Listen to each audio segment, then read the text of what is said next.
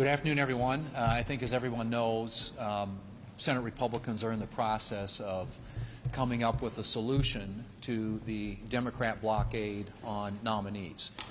We've laid this out for you many times in the past, but I think, as everyone here knows, the Democrats now, for the past 8 months of this administration, this president's term in office, have resisted the idea of confirming any nominee by unanimous consent or voice, something that was a routine practice just up until this last 8 months.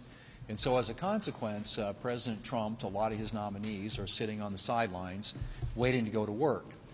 That's got to change. This is a problem the Democrats created, and we intend to fix it.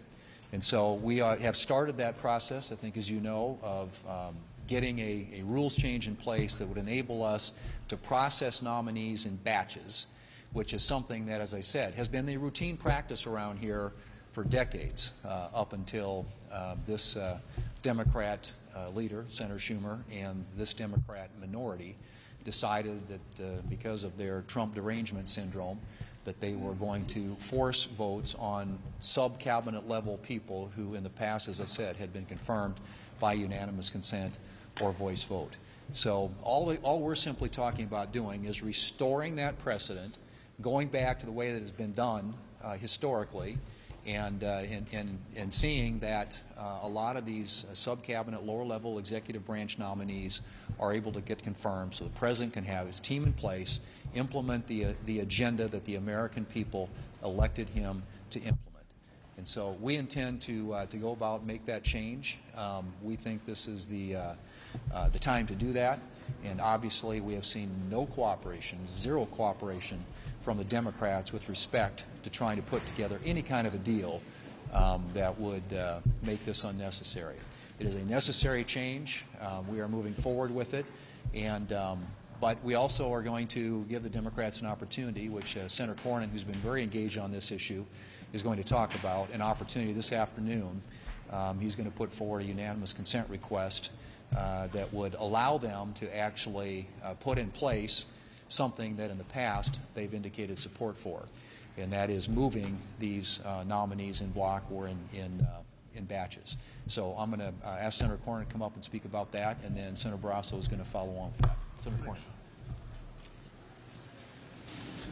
So last November the 5th, President Trump won a historic second term of office, and the Democrats still haven't gotten over that yet.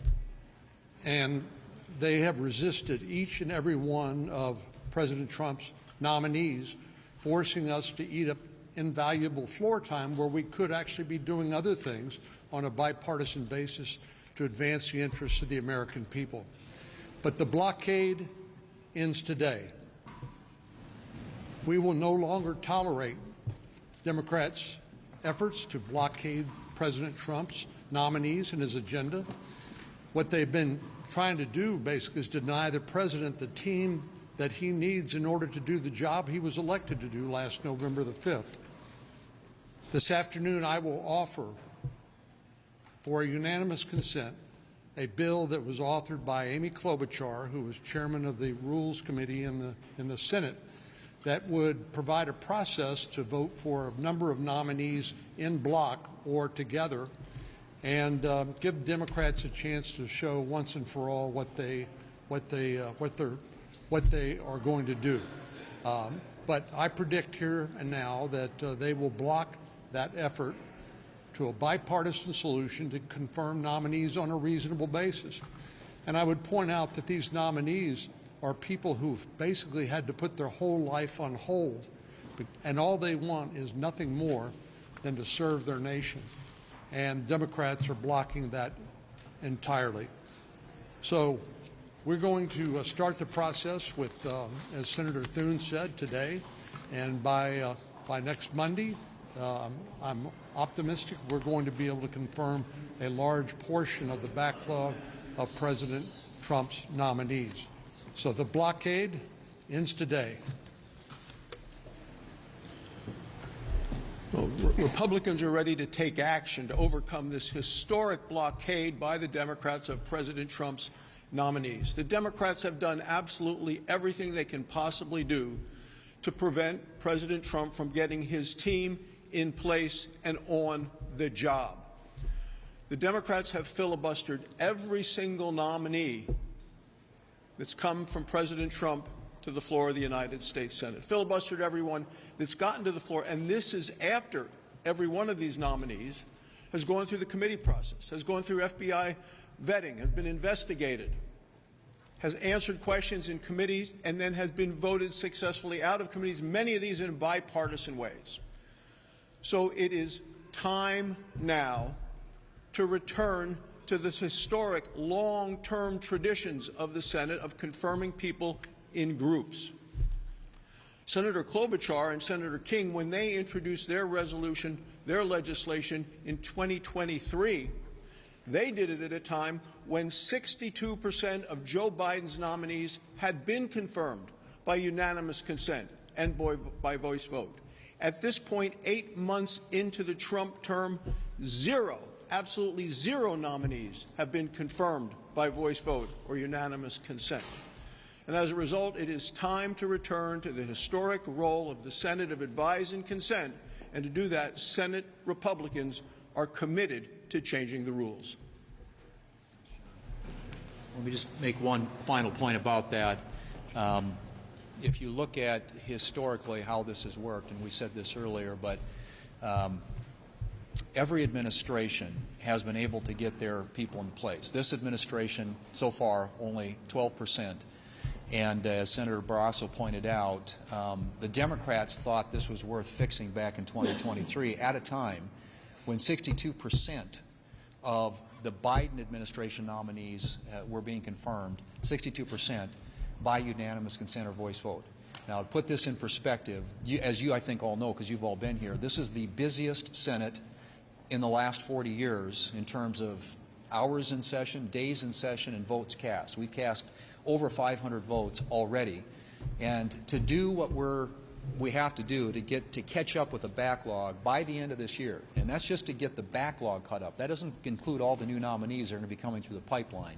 It would be another 600 votes.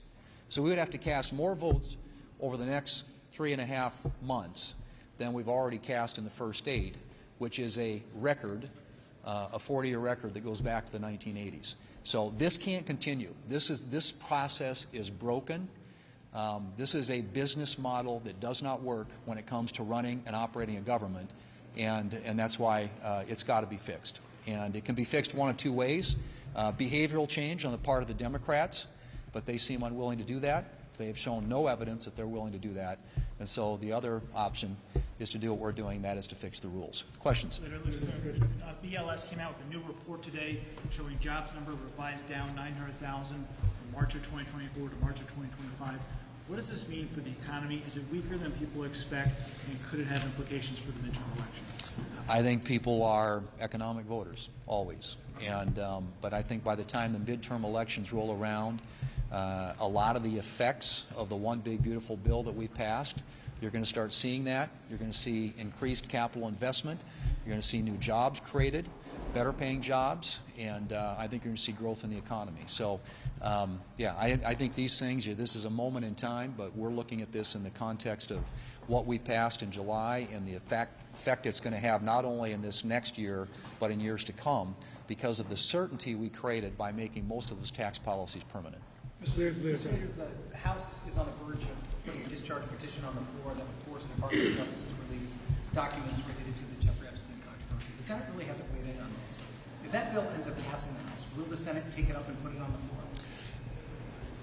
I can't comment on that at this point. I guess the House is having a conversation about that. What I can tell you is, and I think this is my position, my colleagues can speak for themselves, but I believe that transparency is always best, and you should get as much information out there as you possibly can in a way that obviously protects the rights of the victims. So I'm all for transparency, disclosure, and whatever makes that possible, but I think the Department of Justice has already released tons of files related to this matter, and in my view, I trust them in terms of having a confidence that they'll get as much information out there as possible in a way that protects the rights of the victims. But whether or not we would take some action on it, I think, is a hypothetical question. Yeah, I've said this before, but if there's any interest in doing anything over here on that, I trust our committee chairs, the committees that have jurisdiction over this subject, to deal with that in an appropriate way. One of the nominees you did confirm, of course, was RFK Jr. Do you think that his policies on vaccines are going to make this country safer?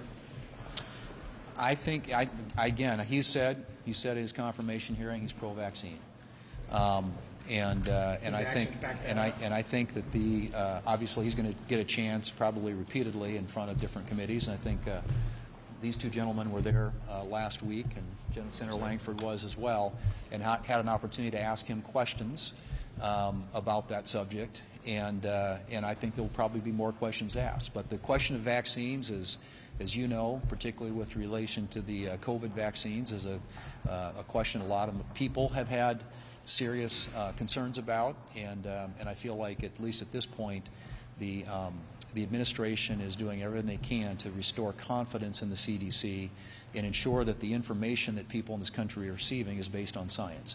And I think that's what I expect out of the Secretary and his team, and I think my colleagues, I let them speak for themselves, but I think they do as well. One more. Yeah. Have you received a substantive offer from Democrats on what they want? And given the inevitability of some sort of CR, do you want it to go through later this year, maybe November or December, or into next year? Well, we have not received an offer from the Democrats. The answer to that is no. But we have a very narrow window here in which to do this, and I'm hoping that we can get to work on a CR to fund the government in the foreseeable future. What that date is, we hear November from the House. The White House seems to be trending in that direction. But we're going to need a continuing resolution that enables us, gives us the time that we need to continue and hopefully finish the appropriations process. I've maintained all along, as you all know, that the best way to fund the government is through regular order, and that's through passing appropriations bills. That's not something the Democrats did when they had the majority, but it's something that we intend to do. But it's going to need a little bit more time, obviously, because with the window closing now between now and September 30th, we will need a short-term continuing resolution. And how long that goes for, what anomalies it might carry, are all things that can be negotiated. But the direct answer to your question is we haven't received an offer yet from the Democrats related to that. Thank you.